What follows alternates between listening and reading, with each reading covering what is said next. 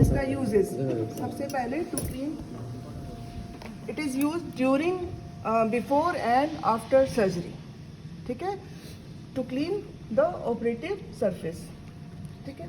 कोई भी सर्जरी होगी, एब्डोमिनल सर्जरी हो, पेरिनियल सर्जरी हो, कहीं भी इसको सबसे पहले जो हम लोग स्वाबिंग करते हैं उसके लिए यूज़ करते हैं, और after surgery to clean the vagina सबसे पहले, ठीक है। इसका अदर यूजेस क्या है, इन ऑब्स्टेट्रिक्स लेबर रूम में हम लोग कहाँ यूज़ करते हैं इसको, during caesarean section it can be use सबसे पहले ड्रेपिंग के लिए, दूसरा कि we can use this to clamp the umbilical cord, ठीक है। Actually we use this Kocher's clamp to clamp umbilical cord, लेकिन अगर ये अवेलेबल नहीं है तो we can use this also, ठीक है। दूसरा यूज क्या है ड्यूरिंग सिजेरियन सेक्शन, कि if the angles of the incision, जब हम लोग इंसाइज करते हैं तो angles are held by the Allis forceps, ठीक है। इसको हम लोग एंगल पर लगाते हैं मेनली सिक्योर द एंगल, और या फिर कोई ब्लीडर है तो उसके लिए, ठीक है। लेकिन अगर वहाँ पर एंगल पर बहुत ज़्यादा लेसरेशन है तो we can use this also, ठीक है। लेकिन प्रेफरेबली हम लोग एलिस फॉर्सेप्स यूज करते हैं, ठीक है। तो it is also use to hold the angles during cesarean section, angles or even the upper or lower uterine flaps if there is a big bleeding sinus, तो उसको भी हम लोग यूज़ कर सकते हैं, ठीक है। थर्ड क्या है, to remove the products of conception during DNA, ठीक है। जब ओवम फॉर्सेप्स नहीं है तो हम लोग इसको यूज़ करके इसको निकाल सकते हैं, लेकिन डिसएडवांटेज इसका है कि ये इसमें लॉक है, ठीक है। And in cases of traumatic PPH, to inspect the cervix for cervical tear we use this instrument, ठीक है। आफ्टर डिलीवरी द सर्विक्स को हम लोग कभी नहीं पकड़ते हैं, क्यों, क्योंकि ये बहुत शार्प है और ये बहुत सर्विक्स जो है एकदम वैस्कुलर, एकदम सॉफ्ट होता है और ये एकदम ट्रॉमा करेगा, लेसरेट कर देगा उसको, ठीक है। So we use sponge holding forceps for cervical tear diagnosis, ठीक है। तो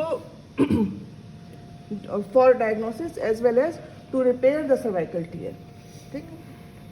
क्वेश्चन आता है कि for inspection of cervical tear या to repair the cervical tear how many sponge holding forceps are required? Minimum 2, best 3, ठीक है। तो cervix जो है वो सर्कुलर है, तो जनरली जो है anterior lip it is visible, है ना। तो जो विजिबल है उसको हम लोग सबसे पहले हम लोग सिम्स स्पेकुलम लगाते हैं to retract the posterior vaginal wall, then we hold the anterior lip of the cervix, ठीक है, with the second sponge holding forceps. उसका जो भी पार्ट विजिबल है, ठीक है, सपोज यहाँ पर 3 o'clock पर इसको हमने लगाया और ये जो अपर आउटर क्वाड्रेंट है इसको हम लोगों ने चेक कर लिया कि यहाँ पर कोई टीयर है कि नहीं। देन वी रिलीज जो 12 o'clock पर है इसको हम लोग रिलीज करेंगे और इसको हम लोग 6 o'clock पर पकड़ेंगे, ठीक है। और 3 और 6 के बीच में हम लोग चेक करेंगे कि वहाँ से कोई टीयर या लेसरेशन या ब्लीडर है। उसके बाद 3 o'clock का रिलीज करके हम लोग इसको 9 o'clock पर लगाएंगे और लास्ट में 6 o'clock का रिलीज करके हम लोग 12 o'clock। तो ऑल्टरनेट रिलीज और क्लैम्प करते हुए हम लोग जो है पूरा सर्विक्स का लिप हम लोग इंस्पेक्ट करते हैं, ठीक है। तो मिनिमम 2 एंड सबसे अच्छा होता है अगर 3 स्पॉन्ज होल्डिंग फॉर्सेप्स अवेलेबल है। और रिपेयर करने के लिए क्या होता है, सर्वाइकल टीयर रिपेयर बहुत कॉमन है, आप लोगों को जानना चाहिए क्योंकि हमेशा पूछा जाता है ये, ठीक है। तो left cervical tear is more common than right cervical tear, क्यों, due to dextro rotation of the uterus the left part of the cervix is it comes more anteriorly and it is actually ये जो anterior हो जाता है तो it is lying between the fetal head and bony symphysis pubis, ठीक है। इसलिए ये जो आगे आ गया और ये दोनों पोर्शन के बीच में है तो वहाँ पर सबसे ज़्यादा सर्वाइकल इंजरी और लेसरेशन होता है, ठीक है।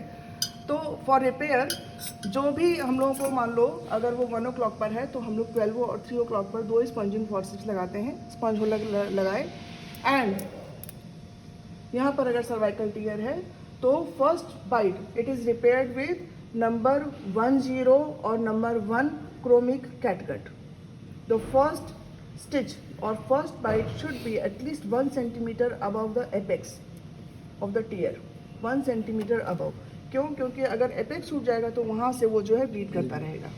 ठीक है. तो जस्ट लाइक एपिसियोटमी, जैसे एपिसियोटमी में जब वेजाइनल म्यूकोसा रिपेयर करते हैं तो first bite 1 centimetre above the apex लगाते हैं, एपिसियोटमी में भी और सर्वाइकल टीयर में. First bite should be at least 1 centimetre above the apex. If the apex is not visible, बहुत ज़्यादा अंदर गया है, देन जो भी पोर्शन हमको विजिबल है, टॉर्न जो 2 एजेस हैं वहाँ पर हम लोग एक बाइट ले लेते हैं और ये जो थ्रेड रहेगा इसका दोनों एंड्स हम लोग लॉन्ग रखते हैं and we give traction over this thread. तो ट्रैक्शन देने से क्या होगा, and we ask an assistant to give the fundal pressure, suprapubic pressure. तो वहाँ से क्या हुआ, वो यूट्रस थोड़ा सा नीचे आया, यहाँ से हम लोगों ने थ्रेड को ट्रैक्शन दिया, तो जो हम लोगों को पार्ट विजिबल नहीं था टीयर का वो हम लोगों को विजिबल होता है और उसके ऊपर हम लोग, तो जो भी जब भी एपेक्स विजिबल नहीं होता है तो 2 स्टेप्स है. एक तो असिस्टेंट को बोलते हैं ऊपर से फंडल प्रेशर देने के लिए, दूसरा जो ये स्टे सूचर आपने लगाया है उस पर आप ट्रैक्शन दीजिए और उसके बाद आप ऊपर में स्टिच कीजिए. ठीक है. और इसका क्या यूज़ होगा, to remove a small polyp. अगर कोई भी सर्वाइकल पॉलिप है तो we can hold mucosal polyp, और इसको जो है अगर पेडिकल एकदम पतला सा रहता है तो इसको हम लोग ट्विस्ट करते जाते हैं और उसको पुल करके एवर्स कर देते हैं. ठीक है. तो small polyp can be removed. We can remove copper T sponge holding forceps से. ठीक है. तो मेन आप लोग को ऑब्स्टेटिक्स का ध्यान रखना है. ठीक है. Pre and post op cases में, डीएनई के केसेस में, पॉलीपेक्टमी में भी कर सकते हैं, cervical tear for any genital trauma after delivery, cervical tear repair में एंड अम्बिलिकल कॉर्ड क्लैंपिंग वगैरह में, सिजेरियन में हम लोग फ्लैपिंग कर सकते हैं. ठीक है. एनी मसल हिमेटोमा, अगर मसल में कोई हिमेटोमा है तो दिस इंस्ट्रूमेंट इज यूज्ड, है ना, मसल हिमेटोमा को पकड़ने के लिए. दिस इज सिम्स, पूरा नाम हमेशा याद रखोगे, Sims double bladed posterior vaginal wall retractor. ठीक है. तो इसके 2 ब्लेड्स हैं और दोनों जो है डिफरेंट कैलिबर के हैं. एक नैरो होता है, एक वाइडर होता है. It depends on the size of vagina. ठीक है. अगर नली पैरस है एकदम या मेनोपॉजल लेडी है विद एट्रोफिक वेजाइना तो हम लोग जो नैरो ब्लेड है उसको यूज़ करते हैं. जो वाइडर है उसमें हम लोग जो मल्टीपैरस वुमेन है जहाँ स्पेशियस है वहाँ पर यूज़ करते हैं. ठीक है. The surface is sloped to collect any discharge और it helps in drainage of any discharge. ठीक है. क्या कलेक्ट कर सकते हैं हम लोग, कोई भी वेजाइनल डिस्चार्ज है या सपोज लाइकर ड्रेन कर रहा है या फिर हम लोगों को कुछ भी पुरुलेंट डिस्चार्ज है ना, तो वो उस पर कलेक्ट करके हम लोग एग्जामिनेशन के लिए भेज देते हैं. ठीक है. Uses, it is used in OPD to inspect vaginal wall, vault and cervix. ठीक है. And in all vaginal operations, minor और major, सारे केसेस में इसको हम लोग यूज करते हैं. ठीक है. There is another vaginal retractor, इसको बोलते हैं bivalve self-retaining sims. हाँ, ये सिम्स है, ये कस्कॉस है ना. It is Cusco's bivalve self-retaining vaginal speculum. ये पोस्टीरियर वेजाइनल वॉल रिट्रैक्टर है. ये इसको पोस्टीरियर वेजाइनल वॉल नहीं बोलते हैं. ठीक है. और ये सेल्फ रिटेनिंग है, मतलब एक बार इसको अप्लाई कर दिए. इसका एडवांटेज क्या है इसके ऊपर कि this is self retaining, so no assistant is required to hold this instrument during manipulation, during minor surgery या इंस्पेक्शन में कुछ भी कर रहे हैं तो. ठीक है.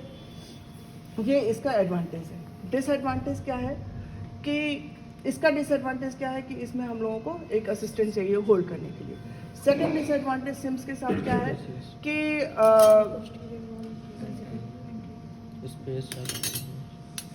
क्या चीज़ पोस्टीरियर वाल नहीं, हम लोग रोटेट कर सकते हैं इसको कैसे भी. ठीक है. इसका मेन यही है. इसका डिसएडवांटेज क्या है कि एक तो असिस्टेंट चाहिए, दूसरा क्या है कि इसमें ऑपरेटिंग फील्ड जो है ना वो बहुत लिमिटेड होगा. ठीक है. और थर्ड इसका डिसएडवांटेज क्या है कि we cannot inspect anterior and posterior vaginal wall defects. ठीक है। ऑपरेटिव फील्ड लिमिटेड होगा, एक बार अप्लाई कर दिए तो एंटीवेजाइनल वॉल डिफेक्ट, फिस्टुला है, ग्रोथ है, कुछ भी है वहाँ पर, वो हम लोगों को नहीं दिखेगा, ना ही पोस्टीरियर वॉल। इसका है कि असिस्टेंट का रिक्वायरमेंट होता है होल्ड करने के लिए, ठीक है। हाउ इट इज अप्लाइड, किसमें वगैरह होगा तो भी आपको अगर देखना है तो कौन सा यूज़ करोगे? यूज़ करेंगे अगर वेजाइनल वॉल देखनी है तो आप इसको यूज़ करेंगे, ठीक है। This is use mainly to inspect vault and cervix, ठीक है, ओनली वॉल्ट एंड सर्विक्स, ठीक है। तो इसका यूज़ हो गया एक तो इंस्पेक्शन के लिए, दूसरा to remove any small polyp और कॉपर टी, और फॉर इंसर्शन और रिमूवल ऑफ कॉपर टी। हालांकि इंसर्शन इतना डिफिकल्ट होता है, हम लोग कभी नहीं यूज़ करते हैं, we always use Sims speculum for copper T insertion, लेकिन जब ट्रेनिंग दी गई थी तो हम लोग को यही सिखाया गया था इसको, ठीक है। आप लोग नहीं बोलोगे लेकिन इट कैन बी यूज्ड, ठीक है। And to remove small vault granuloma, या after hysterectomy if there is granuloma formation and we want chemical cauterization with copper sulphate, we can use this instrument, ठीक है। How it is applied, vagina has only 2 walls, anterior and posterior, कोई lateral wall नहीं होती है, ठीक है। But labia minora कैसे होता है, ये ऐसे इस टाइप से होता है। तो with left hand we separate the labia minora and this is applied directly like this, ठीक है। कस्कॉस का जो एप्लीकेशन होता है, एप्लीकेशन के समय the blades should remain closed, ठीक है। इसका जो एप्लीकेशन है, इसको कहीं कहीं पर लैटरल एप्लीकेशन भी बोलते हैं और कहीं डायरेक्ट भी है, ठीक है। अगर लैटरल एप्लीकेशन करते हैं तो it is applied like this. सबसे पहले ब्लेड्स आर क्लोज्ड, इसको ऐसे होल्ड करते हैं इस टाइप से, ठीक है। ये जो हम लोगों का फिंगर है, 3 फिंगर, ये इस टाइप से ब्लेड पर रहेगा यहाँ पर, ठीक है। स्क्रू हम लोगों ने पूरा लूज किया हुआ है तो ये ब्लेड्स क्लोज्ड है, ठीक है। इस तरीके से होल्ड करके पहले लेबिया सेपरेट करेंगे, इसको जेंटली इंट्रोड्यूस करेंगे और एज सुन एज थोड़ा सा अंदर गए हम लोग, it is rotated by 90 degree, ठीक है। देन अगेन इसको थोड़ा और फर्दर पुश करेंगे till it reaches on the in the upper part of the vagina, ठीक है। Then the blades are opened, इसको जब हम प्रेस करेंगे तो ये ओपन होता है, blades are opened, the cervix is visualized. इसको ये दोनों ब्लेड्स कहाँ चला जाएगा, सर्विक्स बीच में आ जाता है और ये दोनों ब्लेड्स आपका इंटीरियर पोस्टीरियर फॉर्निसेस में चला गया, ठीक है। एंड जितना हमको रिक्वायर्ड है, ब्लेड को जितना हमको इतना ज़्यादा नहीं सेपरेट करना है। मान लीजिए मेनोपॉजल है और इतना सेपरेट करोगे तो सीवियर लैसरेशन करेगा, पेशेंट को पेन होगा। तो जितना रिक्वायर्ड है उतना हम लोग ब्लेड को ओपन करेंगे and we will fix this, ठीक है। अब उसके बाद हमको जो भी करना है, पॉलिप निकालना है, इंस्पेक्ट करना है, कॉटराइज करना है, जो भी काम करना है, ठीक है, वो हम लोग करेंगे। एंड फॉर रिमूवल, अब रिमूव कैसे करेंगे, यहाँ पर सर्विक्स है बीच में, ठीक है। तो सबसे पहले हम लोग इसको अनलॉक करेंगे, ठीक है। बीच में सर्विक्स है इसलिए थोड़ा सा इसको हम लोग पहले विड्रॉ करते हैं, देन क्लोज करेंगे। अगर वहीं पे क्लोज करोगे तो सर्विक्स को होल्ड कर लेगा ये, ठीक है। थोड़ा सा विड्रॉ करके ब्लेड्स को क्लोज करेंगे, again it is rotated by 90 degree और इसको हम लोग रिमूव कर लेते हैं, समझ गए। तो 2 तरीका है अप्लाई करने का, आइदर डायरेक्टली और लैटरल एप्लीकेशन। अगर लैटरली लगाते हैं तो क्लोज ब्लेड्स इंट्रोड्यूस करना है, 90 डिग्री रोटेट करना है, ओपन करना है, फिक्स करना है, ठीक है।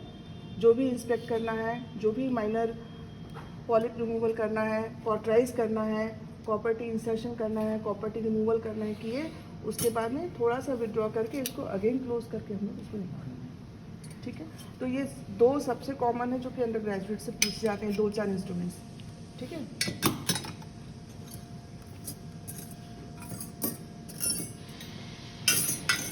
दिस इज हैगर्स सर्वाइकल डायलेटर, खाली डायलेटर नहीं बोलोगे, सर्वाइकल डायलेटर, ठीक है, डबल डेडेड ये है, ठीक है, दोनों साइड इसमें डायलेटर। एक और होता है जिसमें जो कि यहाँ पे नहीं है, हॉकिन एमलर्स, वो नहीं है यहाँ पर, ये हैगर्स सर्वाइकल डायलेटर है। इसको होल्ड करते हैं कैसे, its uses mainly to dilate the cervix. ठीक है, कहाँ कहाँ यूज़ करते हैं, इसका इंडिकेशन कैसे याद करोगे? सबसे पहली बात, जहाँ पे कोई भी इंट्रायूट्राइन आपको कुछ भी पार्ट डालना है, जैसे क्यूरेट डालना है, इन यूट्रस के अंदर क्यूरेट डालना है, हिस्टोस्कोप डालना है, कॉपर टी या आईयूसीडी दूसरा भी कोई डालना है, या फिर कोई रेडियो एक्टिव सब्सटेंस डालना है। ठीक है, तो जितना इंडिकेशंस ऑफ डीएनसी क्यूरेट वाला आ जाएगा, ठीक है, हिस्टोस्कोपी का आ जाएगा इंडिकेशंस, ठीक, copper T and radio active substance जहाँ पर हम लोग को ब्रैकेथेरेपी देनी है। ठीक है, तो इंडिकेशंस में आपका क्या क्या आ जाएगा क्यूरेट के लिए? DNC, DNE. ठीक, डीएनसी डीएनए आप लोगों को जब माइनर पर ऑपरेशंस पढ़ाएंगे तो उसमें इंडिकेशन बताएंगे। तो for doing DNC and DNE cervix needs to be dilated. The diameter of cervical canal is 4 millimetre. ठीक है, अप टू 4 मिलीमीटर हम लोग को कभी डायलेट करने की जरूरत नहीं पड़ता है। ये जो कॉपर टी का जो इंसर्टर होता है उसका डायमीटर भी 3.5 to 4 मिलीमीटर होता है। ठीक है, इसलिए जब भी कॉपर टी हम लोग ओपीडी में लगाते हैं तो it is OPD procedure, it is not done under anaesthesia. कोई लोकल या जनरल हम लोग को देने की ज़रूरत नहीं है और डायलिटेशन का रिक्वायरमेंट नहीं है, इसलिए पेनफुल नहीं होता है, वो उसमें वहीं पे लगा देते हैं। इवन जो ऑफिस हिस्टोस्कोपी होती है उसमें भी जो डायमीटर होता है हिस्टोस्कोप का, उसका वो है 3.5 mm, तो वो भी जो है ओपीडी प्रोसीजर। ठीक है, तो D and E, D and C, copper T, hysteroscopy and उसके अलावा तो एक इंडिकेशन ये हुआ। सेकेंड इंडिकेशन हुआ, in there are some conditions where only cervical dilatation is done. Uterine cavity में कुछ नहीं करना है। किस में करते हैं? To drain pyometra, hematometra, lochiometra. ठीक है, जहाँ पस कलेक्शन है, हेमाटोमेट्रा ब्लड कलेक्शन है, या लोक्योमेट्रा जहाँ पर कि लोकिया का कलेक्शन हो गया है। ठीक है, कभी कभी हाइड्रोमेट्रा। इन सेनाइल वेजिनाइटिस, सेनाइल सर्विसाइटिस में क्या होता है, सर्विक्स एकदम स्टेनोज्ड होकर इंटरनल ऑस पूरा क्लोज हो जाता है मेनोपॉजल लेडीज में, और जो भी एंडोमेट्रियल सेक्रीशन होता है वो कलेक्ट हो जाता है। ठीक है, ओनली डायलिटेशन और किस केस में करते हैं?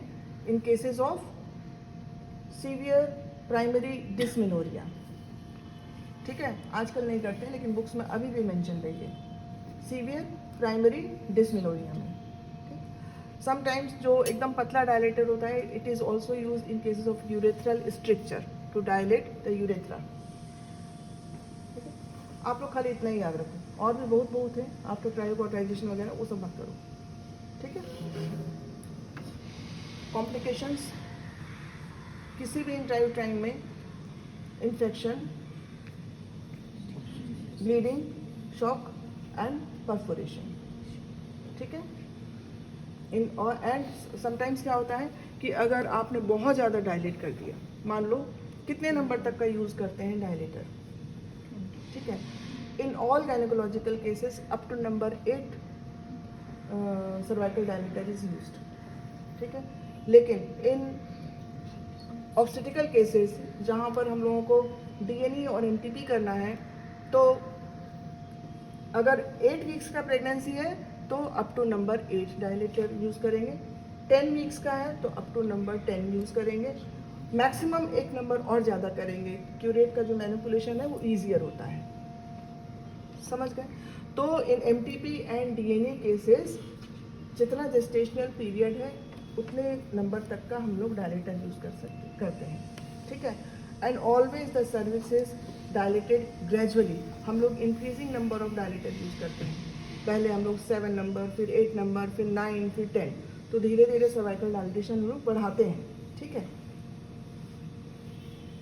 इन cervical incompetence this is also used to diagnose the cases of cervical incompetence. किसको बोलते हैं सर्वाइकल इनकॉम्पिटेंस? जहाँ इंटरनल ऑस का जो सर्कुलर फाइबर्स है ना, इट्स टोन इज पुअर और इट्स टोन इज लॉस्ट, वहाँ पर वो सर्वाइकल इनकॉम्पिटेंस बोलते हैं। तो अगर किसी कोई भी आदमी मान लो 8 वीक्स तक का उसका MTP करना है और वो 12 वीक्स तक डायलेट कर दिया, उसने फोर्सफुली डायलेटेशन किया, तो क्या होगा, the circular fibres around the internal os they are damaged, they are torn, and उसके बाद क्या होगा, पेशेंट को सर्वाइकल इनकॉम्पिटेंस हो जाएगा, है ना। और जितना उसका ड्यूरिंग प्रेगनेंसी उसको 6 मंथ्स का प्री टर्म, 7 मंथ्स का प्री टर्म, 8 मंथ्स का प्री टर्म डिलीवरी का इंसिडेंस ज़्यादा हो जाता है, ठीक है। तो for diagnosis of cervical cervical incompetence this is used in retrograde fashion. मतलब रेट्रोग्रेड का मतलब क्या हुआ कि सबसे पहले हम लोग नंबर 8 डायलेटर यूज़ करेंगे, हम लोग 5, 6, 7 जो है इस तरीके से नहीं यूज़ करेंगे, हम लोग डायरेक्टली उसको नंबर 8 डायलेटर यूज़ करेंगे। And if number 8 cervical dilator crosses the internal os without any resistance और विदाउट एनी स्नैपिंग जो है साउंड होना चाहिए, ठीक है, विदाउट एनी स्नैप और without any resistance, then this is the case of cervical incompetence, ठीक है। It is always done in pre menstrual phase. क्यों?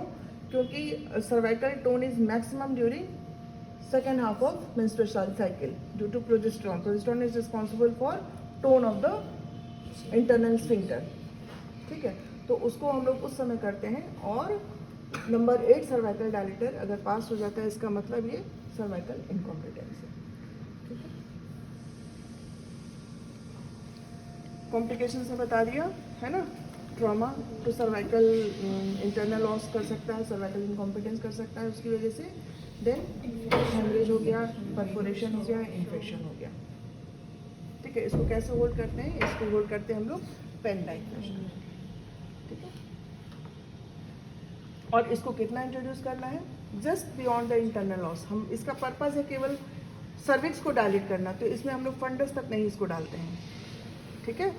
It is inserted just above the internal os. This is Doyle's retractor. Use कहाँ है इसका? In all cases of abdominal and pelvic surgeries, lower abdomen and pelvic surgery में इसको use करते हैं। इसका एक ही पर्पज है, to remove the bladder from the operative field. It is introduced after opening the peritoneal cavity. जब peritoneum open करते हैं उसके बाद ही इसको लगाते हैं, उसके पहले नहीं, ठीक है। ये आप लोगों को नहीं करना है।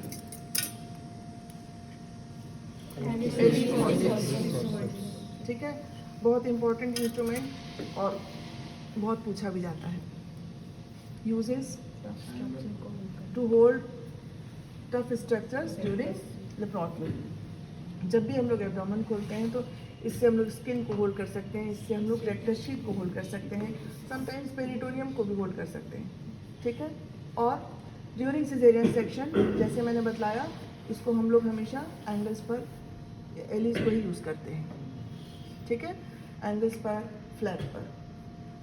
और इसका uses to hold the vaginal mucosa in cases of abdominal hysterectomy और वेजाइनल हिस्टेक्टमी, ठीक है। एब्डोमिनल हिस्टेक्टमी में वेजाइनल म्यूकोजा कब होल्ड करते हैं? When the vault is open. सबसे नीचे जब हम लोग पहुंच गए, वॉल्ट जहाँ पर ओपन हो रहा है वहाँ पर हम लोग वेजाइनल म्यूकोजा को इससे होल्ड करते हैं, ठीक है। And in cases of all vaginal surgery, जैसे हम लोग जहाँ पे भी वेजाइनल म्यूकोजा को होल्ड करना है, वेजाइनल हिस्टेक्टमी में, मैनचेस्टर रिपेयर में, कोई भी cyst wall vaginal cyst remove करना है, कहीं भी वेजाइनल म्यूकोजा को होल्ड करें, ठीक है। In obstetrics, in cases of MTP or DNA, we use Ellis forceps to hold anterior lip of the cervix, ठीक है। यहाँ पे है वॉल्सलम, दिखाओ तो। वॉल्सलम आप लोग देखे हैं? नहीं, वॉल्सलम जो है बहुत इंपॉर्टेंट इंस्ट्रूमेंट है वो। नहीं, आप लोग वॉल्सलम जरूर देख लेंगे, है ना। तो in gynaecological cases the cervix is held with vulsellum, है ना. बट इन ऑब्स्टेटिकल केसेस हम लोग एलिस फॉर्सेप्स को यूज़ करते हैं. क्यों? क्योंकि वॉल्सेलम जो होता है उसमें भी टिप पर यहाँ पे टीथ रहते हैं, इसमें भी है, ठीक है. लेकिन ऑब्स्टेटिक्स में क्या होता है, during pregnancy the cervix is very vascular and soft, ठीक है. तो वॉल्सेलम का जो टीथ होता है वो बहुत ही शार्प और इंजूरियस होता है, इसलिए उसको हम लोग ऑब्स्टेटिक्स में यूज़ नहीं करते हैं. जबकि जो एलिस का ये जो मल्टीपल टीथ है ये बहुत छोटा छोटा और ये बहुत ही लेस इंजरी करता है, इसलिए हम लोग इसको यूज़ करते हैं, ठीक है. One more important indication या use of this instrument is in cases of CPT, complete perineal tear, to hold the torn edges or torn ends of external sphincter. ठीक है, हमेशा एक्सटर्नल स्फिंक्टर को इस इंस्ट्रूमेंट से पकड़ा जाता है. इस साइड का जो भी टॉर्न हो गया है, एक इस साइड एक इस साइड, दोनों को पकड़ के हम लोग स्टिच करते हैं, ठीक है. तो CPT में, सिजेरियन सेक्शन में, abdominal hysterectomy when the vault is open, in vaginal hysterectomy, Manchester repair operation, जितना DNE वगैरह है, जितना हम लोगों को इसमें गायनी केसेस में क्या यूज़ करेंगे, वॉल्सेलम, ठीक है. एक और पॉइंट है कि देर आर जनरली इन कोई भी सर्वाइकल अगर ऑपरेशन है, जैसे डायलिटेशन करना है या DNE करना है, तो generally we hold anterior lip of the cervix. In some cases posterior lip of the cervix is held. कौन कौन से केस में हम लोग पोस्टीरियर लिप होल्ड करते हैं? If there is a big growth over the anterior lip of the cervix, तो हम लोग उसको पोस्टीरियर लिप को पकड़ेंगे, ठीक है. और if you want to operate in the pouch of Douglas और in the posterior vaginal fornix, ठीक है, तो हम लोग पोस्टीरियर लिप को होल्ड करके इसको लिफ्ट अप करेंगे, है ना. और जैसे पोस्टीरियर वेजाइनल वॉल्ट में हम लोग क्या क्या सर्जरी करते हैं, एक कल्डोसेंटेसिस हुआ. कल्डोसेंटेसिस means we put a long needle in the pouch of Douglas to drain or to aspirate fluid, ठीक है. If we are suspecting collection of pus or collection of blood in the pouch of Douglas or peritoneal cavity, तो हम लोग उसको कर सकते हैं, ठीक है. तो it is called coldocentesis done with a long needle, ठीक है. Colpotomy, colpotomy means opening of the pouch of Douglas. एक हुआ नीडल पुट करना, culdocentesis. Colpotomy opening of the pouch of Douglas. Suppose patient को बहुत एकदम पूरा पेरिटोनियल कैविटी में जो है पस भरा हुआ है, पोस्टमार्टम सेप्सिस वगैरह की केसेस हैं, patients general condition is not very good, laparotomy जो है कॉन्ट्राइंडिकेटेड है, पेशेंट का डेथ होने का चांस ज़्यादा है, तो just we open the pouch of the Douglas और वहीं से सारा ड्रेन कर देते हैं, ठीक है. तो वो उसको बोलते हैं कॉल्पोटोमी. और in cases of vaginal ligation, vaginal route से भी हम लोग लाइगेशन करते हैं, उसमें भी हम लोग जो है posterior lip of the cervix को होल्ड करेंगे. और इन केसेस ऑफ एक्सटेंडेड एपिसोटमी, अगर एपिसोटमी का जो आपने दिया जो इंसिजन वो ऊपर तक एक्सटेंड कर गया है, तो हम लोगों को फॉर्निसिस में देखने के लिए पोस्टीरियर लिप को होल्ड करना है, ठीक है. In cases of cervical suturing, जहाँ सर्वाइकल सुचरिंग किस में करते हैं, in case of cervical incompetence, है ना, we put a suture with Mersilk around the internal os, ठीक है. तो उस केस में भी हम लोग पोस्टीरियर लिप को होल्ड करते हैं.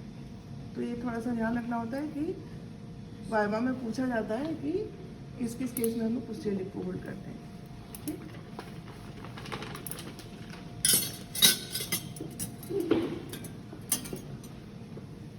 This is Cocker's hemostatic, Cocker's clamp और hemostatic artery forceps से बोलते हैं इसको, hemostatic artery forceps. एक दूसरा जो है ये सिंपल जो है स्पेंसर वेल्स आर्टरी फॉर्सेप्स है ना, स्पेंसर वेल्स आर्टरी फॉर्सेप्स. ये जो है this is hemostatic artery forceps or Cocker's clamp. Uses to clamp the umbilical cord, number 1.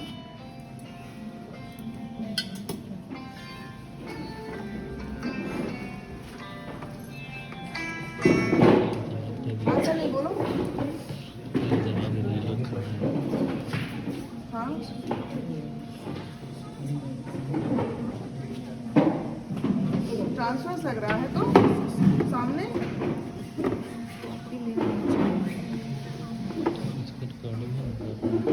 ले जाओ सिजेरियन के लिए, फटाफट तुरंत करो। मोबाइल में देखें उसका हाँ मैं यहीं पर हूँ मॉक में। रिकॉर्डिंग ले रहे हैं हम लोग, वो हम ले लेंगे, टेलीग्राम पे जाता है, शेयर हो जाता है, शेयर से कराओ ओटी में, लेकिन निकाल लो ना सिजेरियन करके, हम यहाँ क्लास ले रहे हैं। टेलीग्राम में ना मेरे पास, टेलीग्राम में चल जाओ। विंडोज है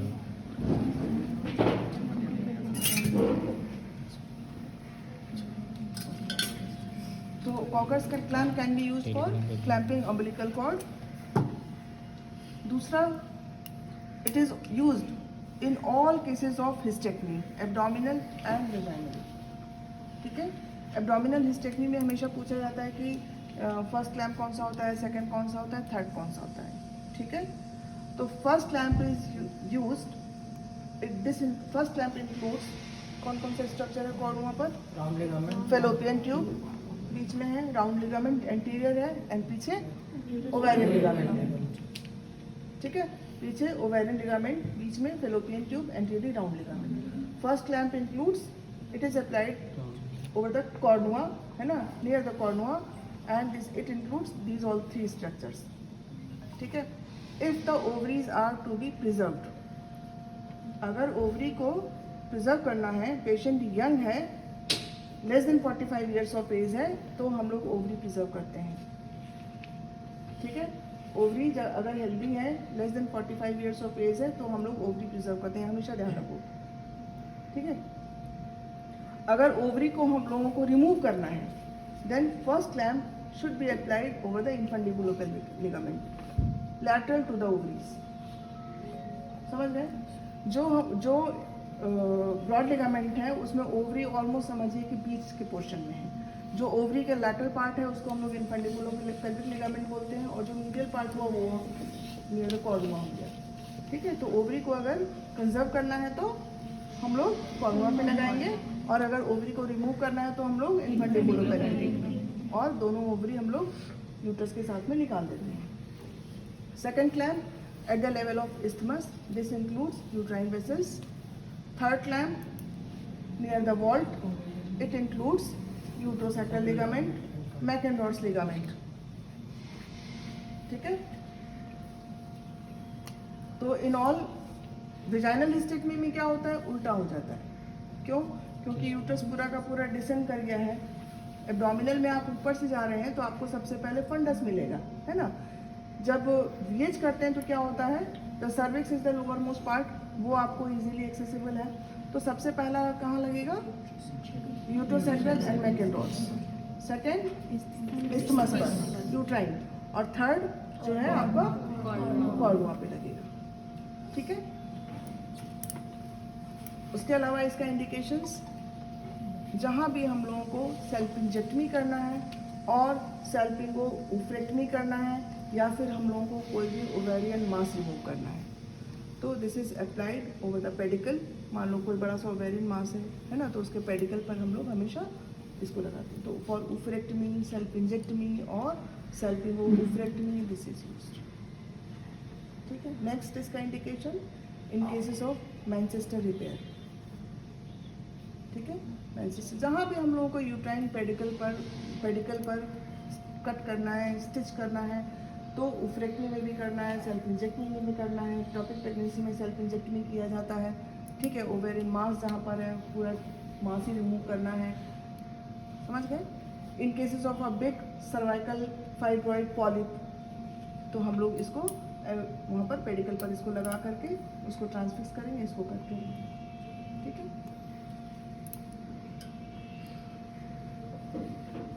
वन मोर इम्पॉर्टेंट इसका यूज है for doing artificial rupture of membrane. ठीक है, फॉर इंडक्शन ऑफ लेबर, है ना। यहाँ पर हम लोग जहाँ पर मेम्ब्रेन रप्चर करना होता है तो इसको this is introduced inside the cervical canal, और हम लोग इसको मेम्ब्रेन को इससे रप्चर कर देते हैं।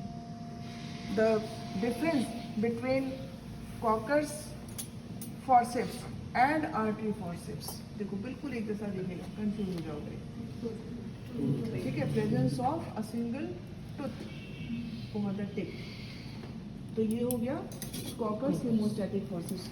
क्यों ये टूथ यहाँ पर है? क्योंकि जब हम लोग कोई भी पेडिकल हम लोग इसको कर रहे हैं, there are 3, this lock is ratchet type of lock, है ना।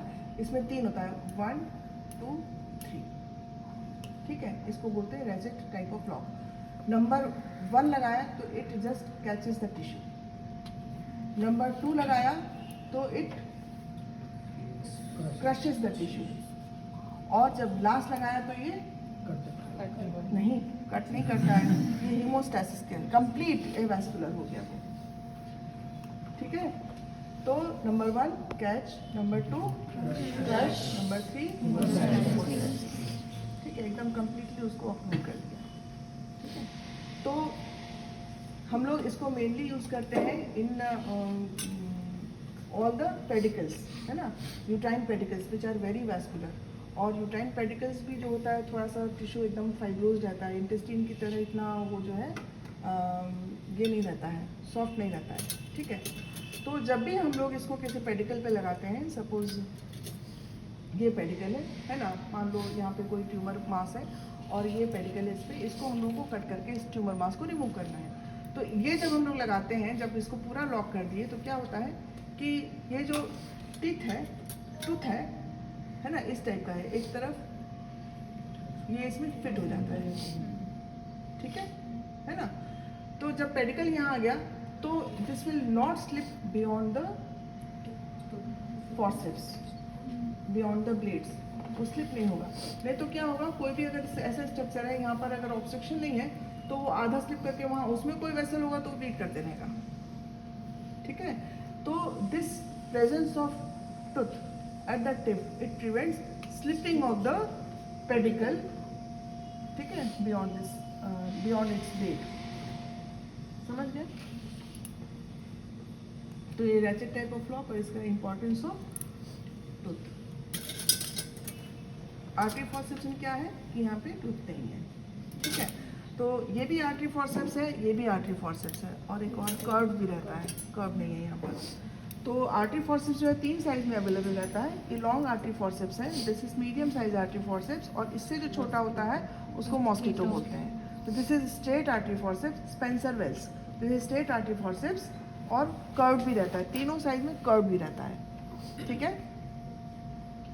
तो इसका यूज केवल 2 use, number 1 to catch hold bleeders, number 2 जो भी आपका सूचर मटेरियल है उसका टेल हम लोग इससे पकड़ते हैं, ठीक है। तो टू होल्ड सूचर मटेरियल और ब्लीडर्स, जो भी ब्लीडर है, ये curved artery forceps, medium size curved artery forceps, ठीक है। यहाँ पे टूथ नहीं होगा, बस इसी का ध्यान देना आप लोगों को। ये क्या है, this is plain dissecting forceps, ये क्या है, टूथ डिसेक्टिंग फॉरसेप्स। ये tough structures skin rectus sheath के लिए है।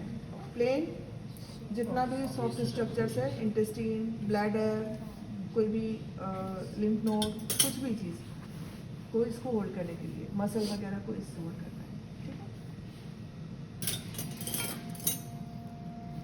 है। Backward forceps to hold tubular structures like ureter, fallopian tube, appendix, उसके अलावा lymph nodes and bladder wall, 5 चीज़ याद रखोगे, ठीक है ना। 3 ट्यूबुलर स्ट्रक्चर्स, एक लिम्फ नोड और ब्लैडर। ब्लैडर रिपेयर में हमेशा इसको हम लोग यूज़ करते हैं। इट्स ब्लेड्स आर फेनिस्टेटेड, है ना, और जो टिप है वो वाइड है, और इसके अलावा यहाँ पे भी जो है इनर मार्जिन पर फेनिस्टेशंस होते हैं हॉरिजॉन्टल, ठीक है। तो इट इज़ कोई यहाँ पे टीथ नहीं है ना, तो ये इंजरी नहीं करता है, ठीक है। तो कौन कौन से ऑपरेशंस में ट्यूब को होल्ड करने की जरूरत पड़ता है? हिस्टेक्टमी में ट्यूब क्यों होल्ड करेंगे? इन केसेस ऑफ ट्यूबेक्टमी और ट्यूबल रिकैनालाइजेशन ऑपरेशन और कंजर्वेटिव ट्यूबल सर्जरी जितना है आपका, ठीक है, उसमें। ठीक, नीडल होल्डर कैसे आइडेंटिफाई करेंगे? इसमें और ये है मॉस्किटो, इसमें और आर्टी फॉर्सेप्स में एक ही डिफरेंस है, दो डिफरेंस है। ठीक है, इसमें क्या होता है, इसमें ट्रांसवर्स मार्किंग्स है और इसमें क्रिस क्रॉस मार्किंग्स है इनर मार्जिन ऑफ ब्लेड पर, क्रिस क्रॉस। और उसके अलावा लॉन्गिट्यूडिनल ग्रूव है over the inner surface of blades, देख लो। ठीक है, लॉन्गिट्यूडिनल ग्रूव है, जो मार्किंग्स है वो क्रिस क्रॉस है, जबकि इसमें जो है वो ट्रांसवर्स रहता है।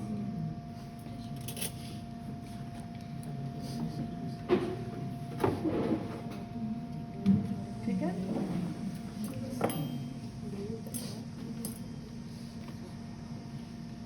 Green Armitage haemostatic forceps, Green Armitage haemostatic forceps. ज़्यादातर इंस्ट्रूमेंट्स में जो भी नाम है वो सब साइंटिस्ट के नाम है, जो भी उनको इन्वेंटर रहा उसका।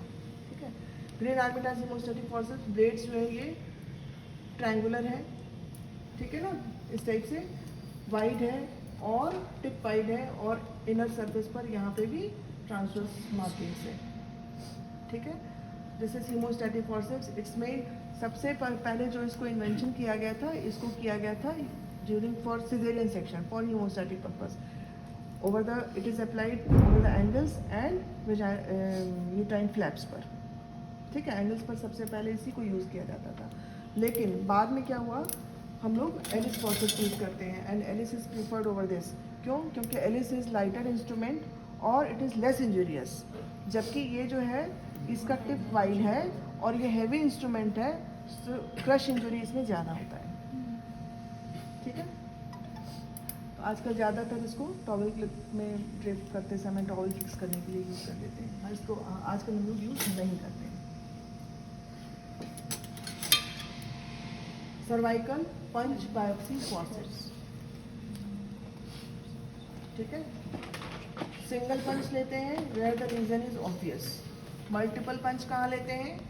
जहाँ पर कि कोई ऑब्वियस रीजन नहीं है, तब हम लोग मल्टीपल जो है। और कहाँ से पंच लेते हैं हम लोग? Junction, from the junction of healthy and unhealthy tissue. जो भी मिल रहा है वहाँ से हेल्दी टिश्यू हम लोग को ऑलवेज इंक्लूड करना है। क्यों करना है? क्योंकि जो भी अनहेल्दी टिश्यू है, हो सकता है वो नेक्रोटिक मिलेगा, है ना, उसमें जो उसको हिस्टोपैथोलॉजिकल एग्जामिनेशन है उसमें हेल्दी टिश्यू। और दूसरी चीज़ की मार्जिन का इन्वेजन कितना हुआ है वो भी हम लोगों को उसी तरह पता चलेगा जब हम लोग हेल्दी टिश्यू इंक्लूड करते हैं। ठीक है, this is metallic suction cannula. ठीक है, इट इज बाई वेल्व, दोनों साइड इसमें। आप लोग एमरी लाइन हैं? एक दिन में तो आप लोगों का नहीं कंप्लीट हो पाएगा। और मेरा एसओडी भी अवेलेबल हो गया।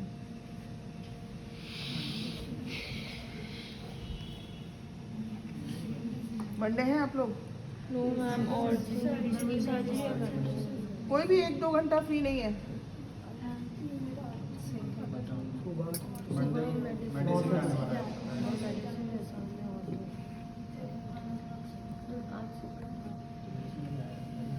आज का फ्री है? तो ये मेटालिक सक्शन कैनुला है बाई वन, है ना। मेन पर्पस क्या है इसका? इट्स टिप जो है एकदम राउंडेड स्मूथ है, so it is less injurious. जो अपर्चर है इट इज़ हुडेड, है ना, और जो ये हुड है इसका एज जो है एकदम शार्प होता है। So this aperture is there for suction, और ये जो शार्प हुड है it curettes the endometrial cavity. ठीक है, तो ये क्यूरेट करेगा। ये जो अपर्चर है यहाँ से हम लोग नेगेटिव प्रेशर देकर के जो भी क्यूरेट होते जा रहा है उसको ये सक्शन करते जा रहा है। The tip is rounded, blunt. ठीक है, यहाँ पर एक जो है ये अपर्चर है, छोटा सा यहाँ पर होल है। दिस इज, यहाँ पर क्या होता है, it is there to create negative pressure.